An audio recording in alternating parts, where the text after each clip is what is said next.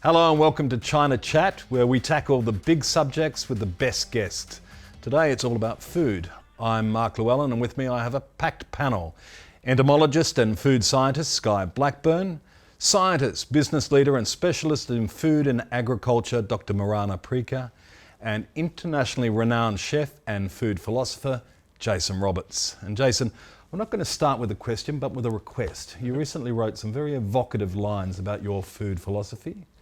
Could you read them for them? Here's how I see it. Cooking will only become intuitive when you start to live intuitively. Acknowledge the seasons, waste nothing, greed is killing our planet, and humility and curiosity will save it. Why do you feel so passionately about this? I just think we have one job. When you understand there is life, there is death, and then there is experience. And as a parent, we have one job to parent and nourish that child so they go on, copulate, spread the seed, keep the earth alive. But I believe a big part of that is working in with the earth. We've over-commercialized it. We need to come back, rethink, and start thinking about the seasons again. It's a very primal way of living, but I believe it's the way forward. Do you believe too, Dr. Preaker, that we do face a food emergency? There are some projections by 2050 that the world will be running out of food. What's your view? In terms of globally, we will have a challenge based on the fact that we have limited resources and we're going to have to really think about what we grow, produce and manufacture and how we're going to use that to feed the future populations. In terms of Australia, we're actually in a really prime seat because we produce 4 to 5 times Australia's population. So we can feed many mouths around the world.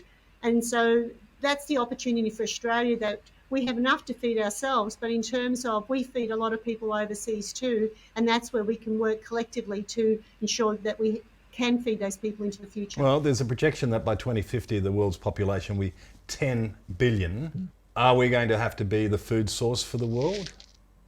We can never be the food source for the world. We are one of the contributors for the food source of the world. Australia, like I said, we can be very clever in terms of what we do, how we are more productive, how do we stretch our resources, and how do we take advantage of the fact that we have got this natural comparative advantage in growing here in Australia, and the opportunity is now, well, how do we ensure we continue to do so, and how do we become more productive, be smarter about what we grow and produce. And as Jason said, we do waste a lot of food in Australia. So for example, we currently waste about 8 million metric tonnes of waste, which is equivalent to about 10 Melbourne Cricket Ground stadiums filled to the brim. And could you imagine if that was converted into food rather than wasted every year? Why are we so wasteful? I think it's people aren't aware. I think there's a big opportunity to educate people, to raise awareness of the challenges. So of that volume that I just talked about, the 10 Melbourne Cricket Grounds filled to the brim, a third of that comes from households.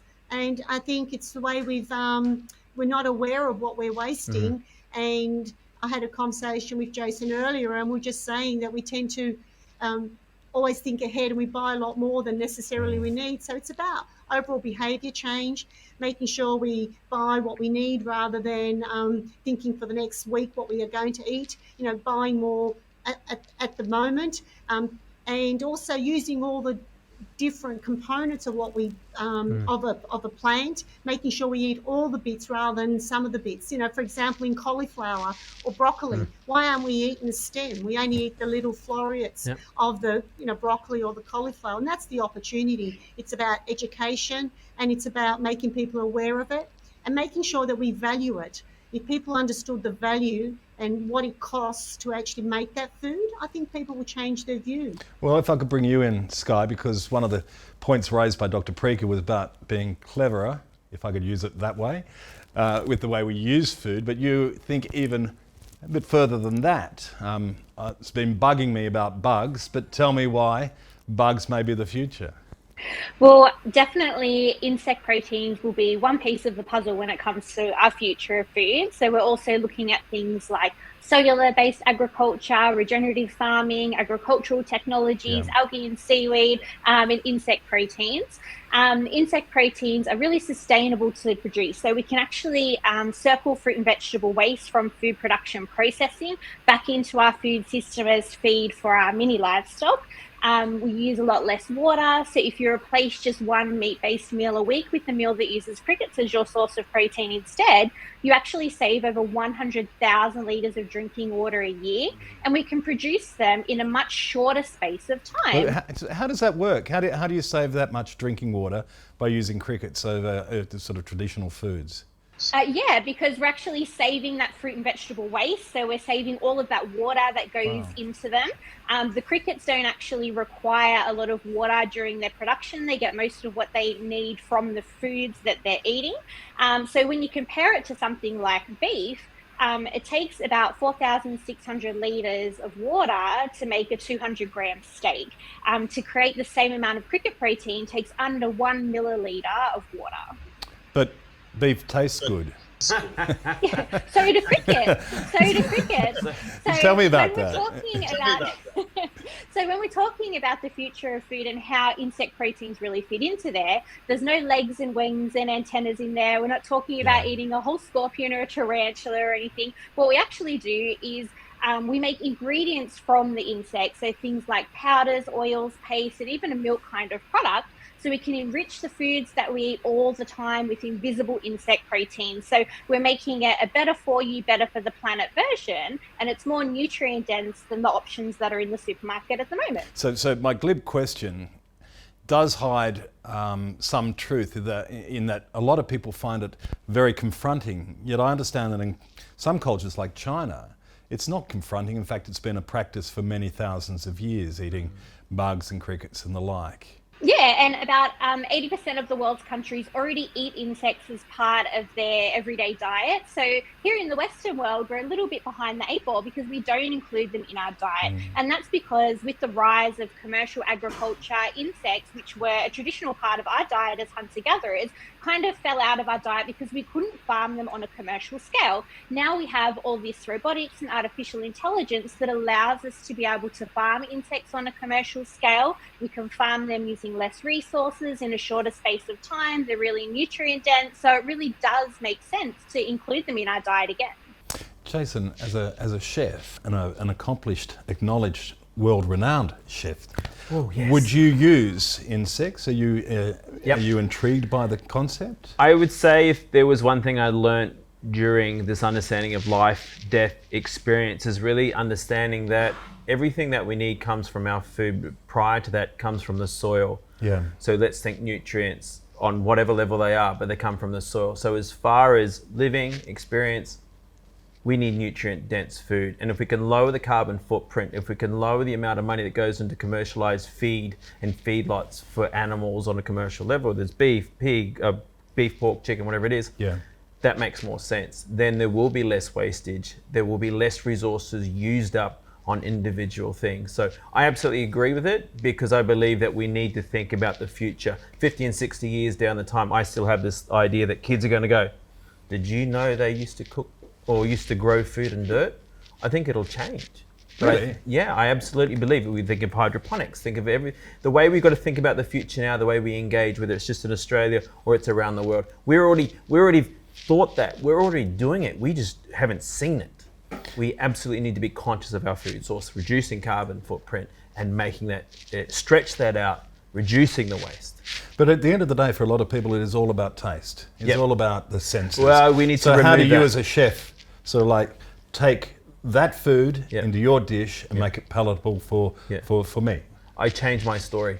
Oh, in what way? I'll start to tell you a different story. Right. Don't come to my restaurant because you want to satiate something or that you want to remove yourself from dealing with the realness of life. The realness is that you need good nutrition. You need to eat well. As a chef, it wasn't my responsibility to be that person, but now it is. I'm taking that on board. It is my responsibility to have people work in with Mother Nature, not continue to take from it, but to lead a better future for our children. Now, you've written about the need for us to preserve the soil. Yep. That we forget about the soil, that the soil is a very important ingredient in all of this. It's everything. If we didn't have, you got to wait, look at the water, the sunshine, the vitamin D, the way that mushrooms are the internet for the earth. Everything is connected. You just have, once you start understanding this, someone planted a seed with me once and said to me, what if I reframe the idea of a weed? We see a weed as an eyesore, something that you stand on, something you remove from the dirt. And this guy said to me, but what if I reframed it like this? What if it had the largest, longest, deepest tap roots to bring good nutrition up to the top of the soil for the other plants? My mind was blown. Yeah, you're seeing it differently now. I'm seeing it differently. So when you say, what if I was to come to your restaurant and how would I get you to eat crickets and whatever it was as far as insects? Well, I would be encouraging you, because I believe it's the food source we need to move towards to reduce our carbon footprint, try and remove some of the way we've farmed commercially. You go back to old, more traditional practices as well, sort of like take from the past. Is there a lot that we've done previously that we should be doing now? Oh my gosh, absolutely. And look, to give you a bit of an understanding, yes, my background has been classical French cuisine, and we're very nose to tail cookery sort of thing. Nothing got wasted. And you've got to remember this sometimes now, that because of commercialization and agriculture, we can go to a supermarket and buy one specific cut. We haven't had to harvest an animal. And then take the one cut and then walk away. You take the whole animal. You need to go resort to learning how to cook the whole animal, butcher the whole animal. Not that you need to take one home. Yes. I think we still rely on that, because that's just for the sake of wastage and stuff like that as well. But I think more importantly, we need to resort back to that, because then we're starting to reduce the amount of wastage as well, because you're not going to sell all cuts. Maybe everything, let's just say we're talking about beef, things that aren't necessarily used where you'll get higher prices for, like a fillet steak or a loin cut or anything like that. The other cuts, maybe they're turning into mince. But then we're trying to change. There's a lot of things going on. Then we're starting to think about mental health. We're starting to think about our health. And then we go, okay, now we need to reduce the amount of fat in our diet. So therefore, there's this push and pull with what we're eating. Is it a particular diet that should be following, or what have you? So I think this idea of going back, for me, this philosophy is, it's a place that I feel safe. Yes. I feel safe when I cook classical French cuisine. I spend 2 and 3 days. It's slowing everything down. It's the slow movement. I'm preparing in advance. I'm preserving things in my own fridge. And I'm sharing in those sentiments. I'm sharing recipes. And a sense of community as well. It's community. This whole thing is community. And like the doctor was saying as well, thank you, Mariana, we will get out of this collectively. We need to start talking together. I had a conversation the other day with a farmer, particularly barramundi farming, and they said, what do you think our way out of this is? Every farmer is trying to work out a way how they make more. How do they recover from COVID? I'm like, we need to go back to seasons. Yeah. Because we now, let's just say we have, on a commercial level, we have barramundi, we have kingfish, and we have salmon.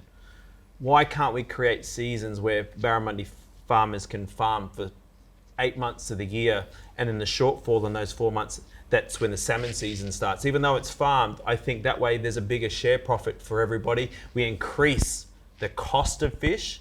We're not trying to make it cheap, and we don't want them not to earn their money. In fact, they need to earn money. They need to live their own lives. But I think we need to divide and conquer a little bit. It's less exploiting of the environment. Create these seasons and learn to cook again to the season.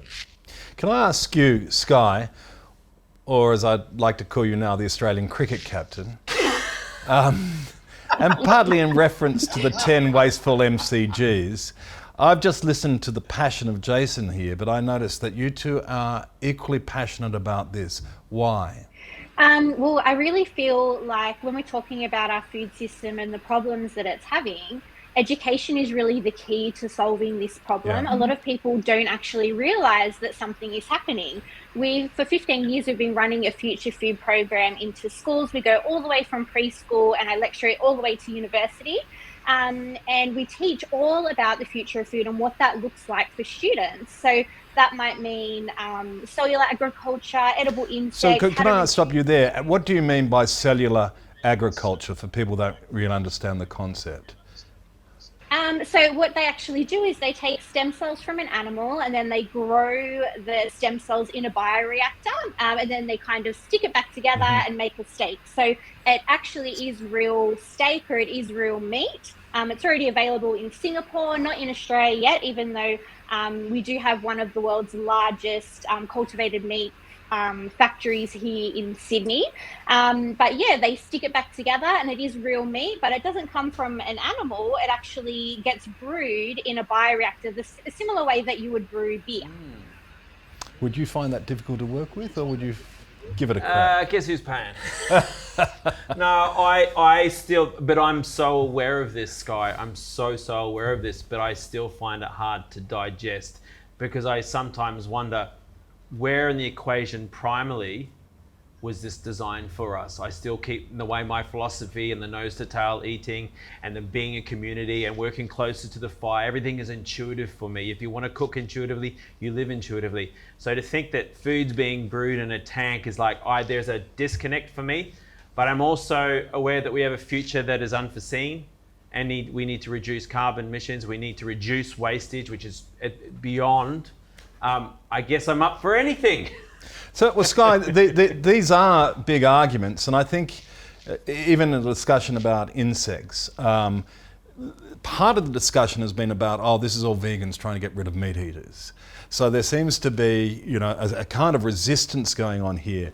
How, what's your response to these? So we never tell people not to eat meat. Meat is a really important part of our diet, the same way as plants are, but insect protein can actually be an important part of our diet as well. We need to be able to produce 50 to 60% more food within kind of the next 30 years, which isn't going to happen if we're all eating meat all the time. They are massive numbers, 50 to 60%. Exactly. And we need to kind of think outside the box and think about how we can do this with the resources that we already have. So we can't make more resources, but we can use those resources more creatively, more inventively, and innovate new ways of producing food that still provides us with the nutrition that we need in a way where we're not using up the resources. I think the latest stats are that about a third of Australians are reducing the amount of meat they have in their diet. So the diet's becoming a little more varied. I think everybody's moving more towards a flexitarian diet. So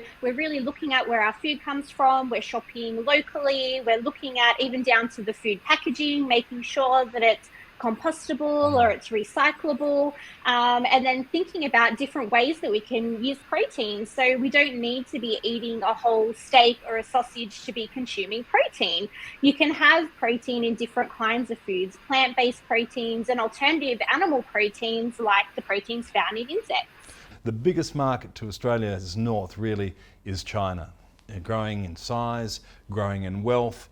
Is that where Australian farmers who are already going in there, but do they need to think more creatively about that market? They need to be thinking creative about all markets. And, we deal a lot with overseas markets. Everyone wants our food. Demand for what we grow, produce and manufacture is growing. Why? Because we have a lot of Chinese people living in Australia. They go home and they actually talk about what they see and the taste and experience here in Australia. So because we grow things in a very productive way. It's in some areas a very sustainable way. It's high quality. The food is safe to eat. Yeah. It tastes good. So I think farmers are aware of markets overseas, and China is one market, but there are other markets as well. And I think that's the opportunity for Australia. Yeah, and I'll just touch on this. Health and wellness, one of the key categories is all about fresh food, organic food, free from, for a lot of people who deal with like conditions such as celiac or their intolerance to particular, say, gluten. And Australia has the largest organic certified land in the world. Well, that's a massive opportunity. And the land that you grow your crops on, the nutrients in the soil will determine what's in your food. So as more people and consumers are asking about where does my food come from, they're actually going to be asking where's the soil in which it's grown? And those questions are becoming more and more apparent. So the provenance story is going to become important. And our ability to tell that story is going to be important when we're trading on a global stage. And it is a global market. Sky, if I could come back to you. You are really at the forefront of something exciting. But can you see 10 years down the track? Where do you see your industry and your ideas 10 years from now, and how we eat and consume? Well, it's already kind of started for us because we have products containing insect protein, so things like cricket protein corn chips, cereals, pastas, already available in supermarkets around Australia. We have cricket protein corn chips available in over 1,000 school canteens around Australia as well, which is amazing because it means that these students that have learnt about insect proteins and the future of food at school now have the choice to use their own money and purchase what they've been learning about. So our next generation of scientists and consumers really won't have that internal barrier Yeah. when it comes to eating alternative proteins. So think about in the 1980s, we didn't have sushi in Australia. It was weird to eat raw fish. In the 1960s, Australians didn't know about pasta. And our food story has come such a long way in such a short space of time. And because people are so hyper connected now, they have the ability to learn about all these new and exciting things that are happening with food, while they're having their lunch or, while they're getting the kids ready for school and things like that. They don't even have to go searching for this information. It's just there for them. So to make changes in our food system is actually getting easier because we have this ability to educate people even if they don't want it. Well, Sky, Dr. Parikh, thank you so much. We'll move on to more of China Chat in just a moment.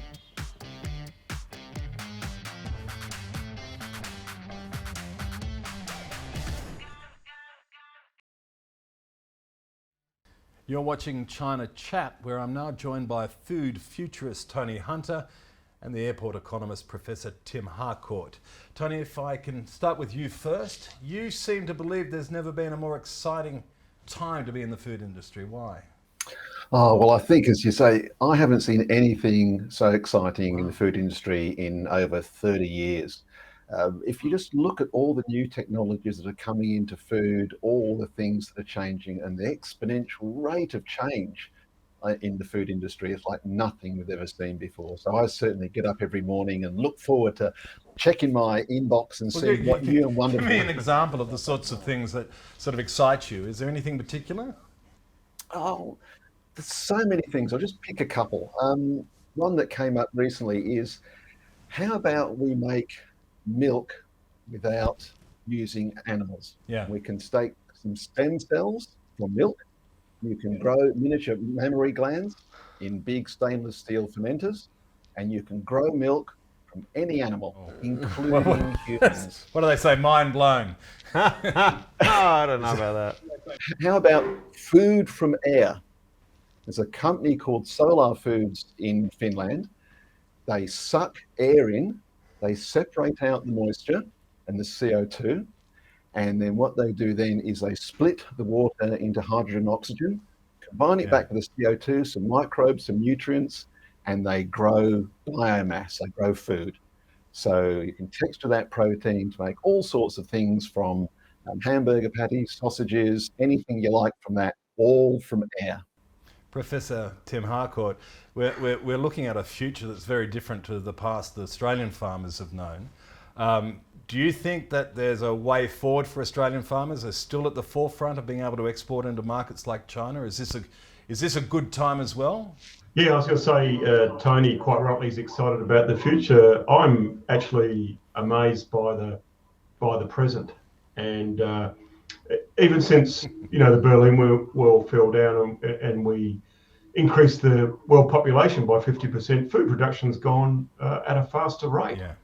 And when you think of something awful like the Russia and Ukraine war, where Ukrainian farmers have got off their tractors and picked up rifles and joined the army, quite rightly so, you've seen Australia fill that gap. And if you look at everything from grains to livestock, we've had a mining boom and now we're having a dining boom, and Australian farm exporters are behind that in the world, in terms of the world. If I could go back to you and talk about some of this innovation. One of the things I've read about that you're interested in is personalised nutrition. Can you explain to me what that means? Well, I think what we're finding is that personalisation is everywhere. When you think about it, if you've got a video streaming service, an audio streaming service, You get the emails Yeah. are on screen. You watch this movie. You might like that movie. You this artist, that artist. Even our supermarket loyalty cards show us products that we might want to buy. So personalization is coming in absolutely everywhere, and food is not going to be immune to that. And certainly we're seeing that we're all very, very different in how we react to food. There was a study done by the Weizmann Institute in Israel, and they took a group of people and they fed them identical food and they checked their blood glucose. And now, of course, spikes in blood glucose, if you get too many spikes too high, it's a pre-diabetic condition. So you really don't want your food spiking your blood glucose all the time. And they fed these people a biscuit and a banana. One person ate the biscuit, spiked the blood glucose, banana didn't. Common sense, right? The other person, the banana spiked their blood glucose and the biscuit didn't. So much for common sense. And they traced that back to our microbiome, which is all the viruses and bugs and bacteria and everything that live in our gut. And they actually help us extract and maximize the nutritional value of our food. Without them, we would not be nearly as healthy as we are. And it's very individual. We only share about 35% of our microbiome, even with our partners, and twins, 37% of the microbiome. So very, very individual. So we're learning that all the time. And people are going to go, well, I want food that's good for me. It might not be good for you, but it's good for me, and vice versa. And do you think that this GFC, this global food crisis, is something that's going to last for a long time, Tony? Is that on the forefront of your mind? Because food security is definitely a huge issue in the world at the moment. Yeah, look, absolutely, Mark. I think our problem going forward, you mentioned the extra 2 billion odd people we're going to have on the planet by 2050. We've also got rising middle classes, and there is not enough arable land or fresh water on the planet to feed everybody now, let alone 2050, the way that all of us on the panel here today will eat. Think about that. Not enough arable land or fresh water on the Does it keep you awake at night, that very thought? No, it doesn't, because I'm a techno-utopian or a techno-optimist at least, that says technology has the power to solve these things, because these new technologies don't require either any arable land and or little fresh water. So our solar foods guys who suck the air in and make biomass, they use solar energy. They don't need any arable land at all to make food. And we're going to need 50, 75% more protein through to 2050 than we have now. Where are we going to get it from? We can deforest the entire planet and grow more cows and pigs and feed them with crops that we grow on the completely deforested globe. It's interesting you say no, because you've come from a traditional background in terms of the French cuisine, and that these are traditional foods that we're talking about. But you seem too to be energized by the prospect of a new way of thinking about food. Why is that? I think, but even having a new way of thinking is also resorting back to primal. There's an incredible Maori New Zealand saying, we need to walk backwards into our future. We need to think about the way we've lived our life in a primal way, moving forward with that in mind.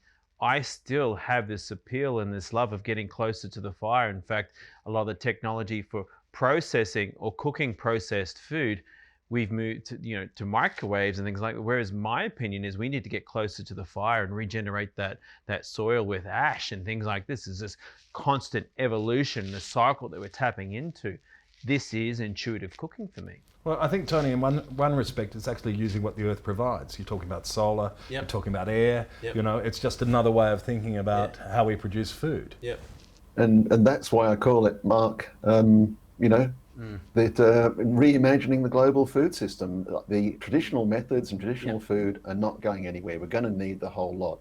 And there's terrific provenance in how we make food and how we do things. But we have to realize that things have to change. So we need to add something to the current food system, reimagine it.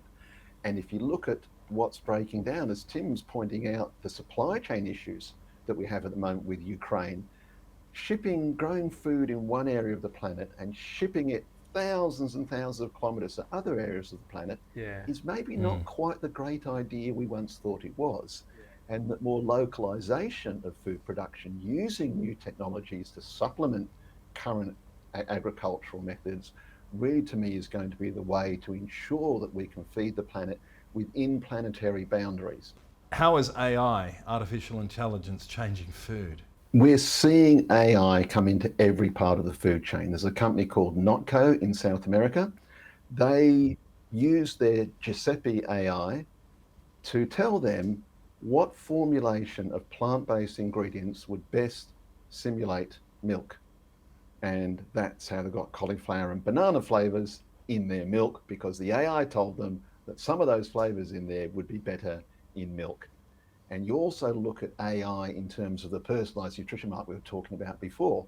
There's a study a few years ago, and they have virtual physiological twins, so digital twins of humans, Harvey and Harvetta, models 80,000 biochemical reactions, 26 organs, 6 blood types, and your microbiome, and all crunched by an AI to tell you whether a particular food is likely to be good for you or not. And then that feedback enables you to modify that to better predict how food will affect you and what food's good for you and what food's not. And that whole side of things is what excites me, that personalization, because at the moment, it's the old cliche, right?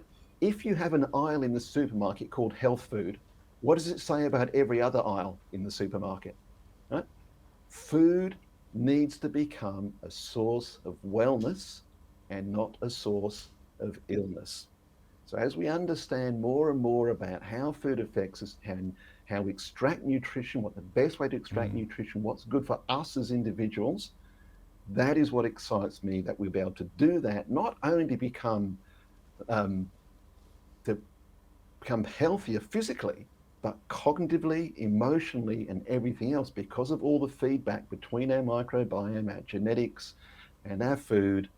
That's what we're heading for. And even if we can achieve that, we'll be looking at much greater longevity as well, because it's more and more aging as a disease, and diseases can be cured. Well, if you could sum it up in one sentence then, what really excites you about food? What excites me about food is I love my technology, I always have, and that is what excites me about using technology to help feed the planet and to feed all those people sustainably and equitably by 2050. And Jason, you made a life out of cooking for people. Yep. You see how they respond to your food. Yep. What is it that excites you about food? Well, I have to add to that, I'm always been prevention over cure. And I absolutely believe in it. I believe our first, that 8 to 10 years of our life is so important. But what excites me about food is the story, and how when I eat a meal, whether it's cauliflower and cheese or a lamb roast with mint sauce, it transcends me back to stories with my grandmother. And I believe that's what we're here to do, was to pass on stories. We may write them in books, but I believe we're meant to store them and share them with our kids. And it's those moments where you're sharing stories at the table, that you break bread, that wars are won and lost, that anxiety and stress and arguments are resolved. And I think this is our connection to the planet, is our storyline and how we share with food. Well, it's been the most fascinating chat today. Tony, Tim, Jason, thank you very much. Thanks, mate. You've been watching China Chat.